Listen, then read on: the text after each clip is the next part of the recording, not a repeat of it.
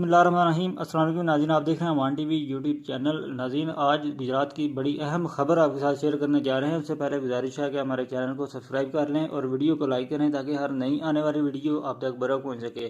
ناظرین، گزشتہ رات چودھری ابرزہ کوٹلہ نے یوتھ کنونشن کوٹہ ارب علی خان سے خطاب کیا، جس میں انہوں نے چودھری وجاہت حسین کو تنقید کا نشانہ بنایا اور بے شمار جو انکشافات ہیں وہ بھی کیے۔ ان کا کہنا تھا کہ جو لوٹ مار کے ڈیرے جہاں پر بنائے گئے تھے آج وہ خالی ہیں، جبکہ یہ کچا ڈیرہ آج بھی آباد۔ 2008 میں نے کہا تھا کہ اگر اللہ نے مجھے زندگی دی تو میں گجرات کے فرعونوں کی جو سیاست ہے اسے غرق کر دوں گا دریائے چناب میں۔ ہم ان کی وجہ سے قتل و غارت میں ڈوبے رہے، ہم نے گجرات میں سینکڑوں لاشیں دیکھی، میں نے اپنی نسلوں کا انتقام لے لیا۔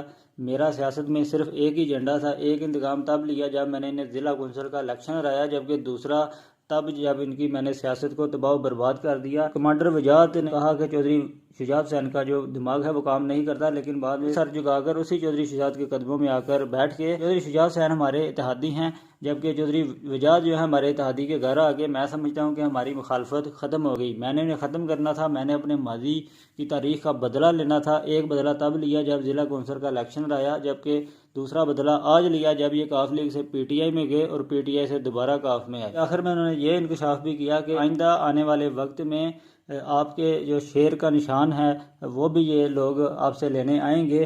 تو یہ ناظرین اہم نکات تھے جو ہم نے آپ کے ساتھ شیئر کیے۔ اگلی ویڈیو تک کے لیے دیجیے اجازت۔